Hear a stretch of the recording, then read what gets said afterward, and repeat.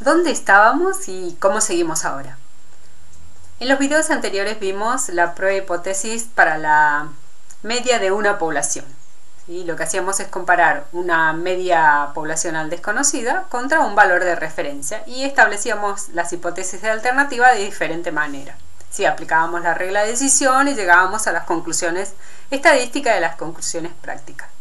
Luego vimos también las pruebas de hipótesis para las variancias poblacionales y comparamos una variancia, el caso de una variancia, contra un valor de referencia, y también aprendimos la prueba de hipótesis para comparar dos variancias poblacionales y la llamábamos prueba de homogeneidad de variancias. Bien, ahora vamos a trabajar con dos poblaciones, con las medias de dos poblaciones, y a esta prueba la llamamos diferencia entre dos medias poblacionales.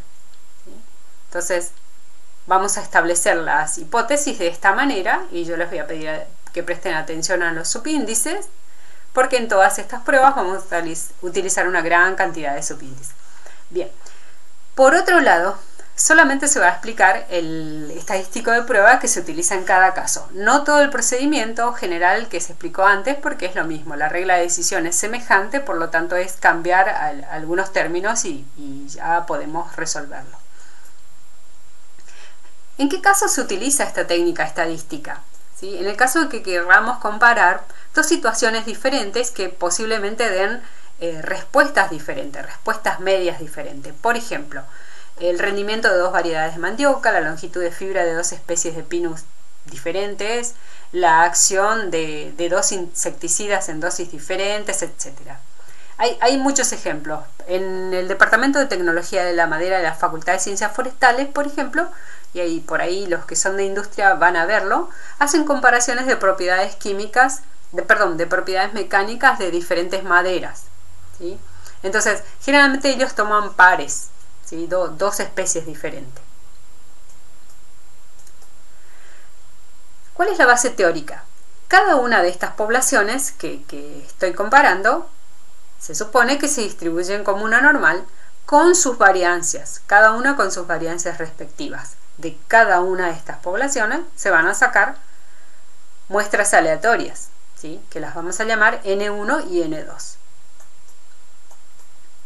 Bien, las hipótesis pueden ser planteadas de esta manera. ¿Sí?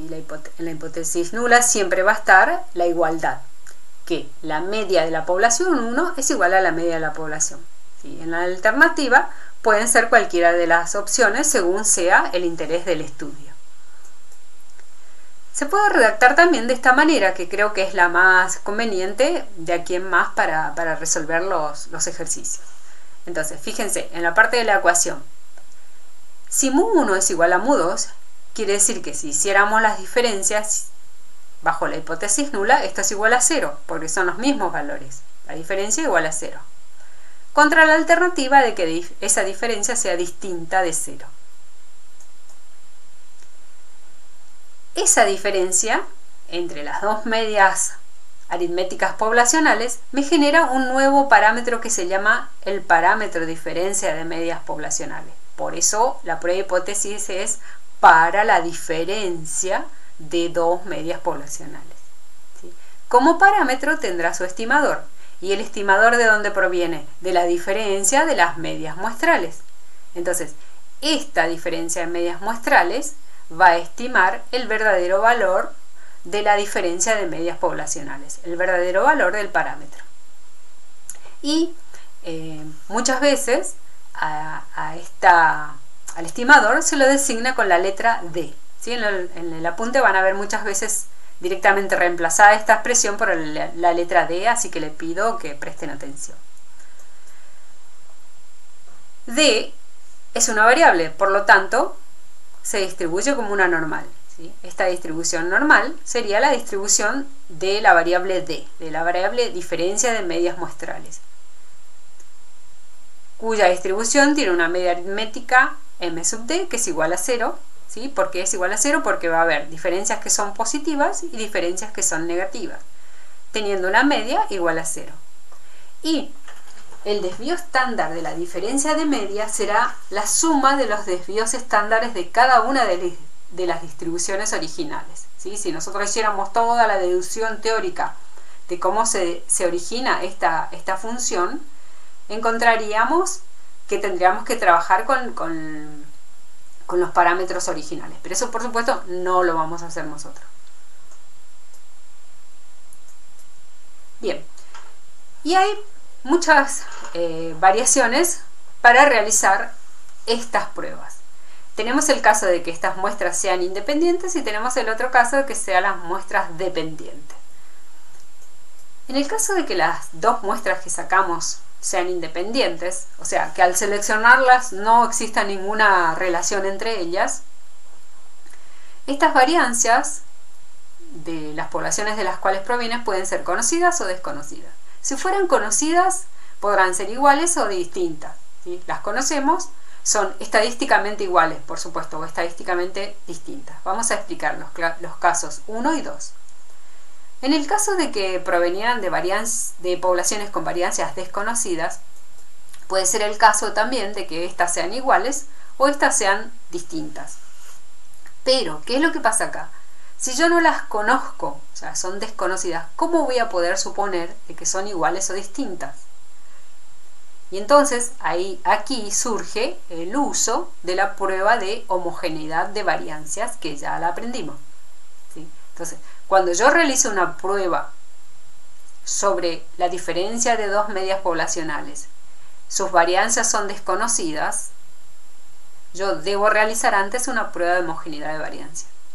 En base a lo que concluyo, voy a tener otra forma de realizarla. Si las variancias son iguales, pero además la muestra es grande o pequeña, existe otra vez esta diferencia, voy a estar en los casos 3 o 4. Voy a tener que usar diferentes estadísticos de prueba. Si la variancia es desconocidas, pero son distintas, voy a estar en el caso que yo lo numeré como 5, ¿sí? Esta es la más difícil. Mientras que si las muestras son dependientes, ya vamos a ver por qué son dependientes, vamos a explicar el caso 6 con todas sus características. Vamos al primer caso. Las variancias poblacionales son conocidas e iguales. Si cada una de las variancias de cada una de las poblaciones son el mismo valor, estadísticamente iguales, yo directamente la voy a reemplazar por un único valor. ¿Y dónde se va a expresar? Acá, en el denominador. El estadístico de prueba para esa prueba de hipótesis va a ser el z de h sub 0, donde tengo la media del estimador, que es esta parte, menos lo que dice la hipótesis nula, dividido el desvío estándar de la diferencia de medias, que es esto. Esto mismo, de forma más simple, lo puedo expresar así. El z de h sub 0 es la media de los desvíos. La media de los desvíos también se le llama así, la media de las diferencias, ¿sí? La media de las diferencias menos esta diferencia de parámetros, que es 0 según la hipótesis nula, dividido el desvío estándar de la media de las diferencias, que es esto que está en el denominador. Entonces, esta expresión del desvío estándar de la media de las diferencias está explicada bien en el apunte más amplio. ¿Qué vamos a hacer después? Una vez que calculamos el estadístico de prueba, voy a aplicar la regla de decisión. Suponemos que ya tenemos alfa o alfa sobre 2, según la hipótesis alternativa planteada. Y la regla de decisión va a decir nuevamente que si el z de h sub 0 es mayor al z crítico, voy a rechazar la hipótesis nula, de uno u otro lado, según sea la hipótesis planteada.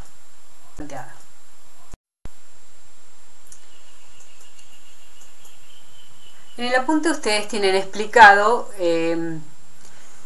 bajo el concepto de las diferencias críticas, es decir, son puntos críticos de diferencia. Esta explicación tiene el mismo concepto que el teorema central del límite. Si yo pudiera establecer todas las diferencias posibles entre las muestras de las poblaciones que tomé, entonces yo podría representar gráficamente esa variable diferencia y establecer ahí las zonas de rechazo o aceptación. Entonces, ¿por qué hacemos esto? Porque muchas veces interesa saber a partir de qué valor crítico medidas en la unidad de la variable respuesta que se está estudiando, a partir de qué valor crítico yo considero aceptable o no una hipótesis. Entonces, se puede plantear de esta manera. Para la hipótesis bilateral, fíjense que acá abajo está el valor, la diferencia media crítica va a ser igual a un ZH de 0 por el desvío estándar de la diferencia de media, ¿sí? Entonces yo podría conocer ese punto crítico, supongamos que sea en centímetros, en milímetros, en la variable respuesta que estoy estudiando. Podría plantear también la hipótesis unilateral, en este caso está la unilateral de izquierda, y lo mismo, a partir de qué punto crítico o qué diferencia crítica yo considero que esas poblaciones son, las puedo considerar iguales o diferentes.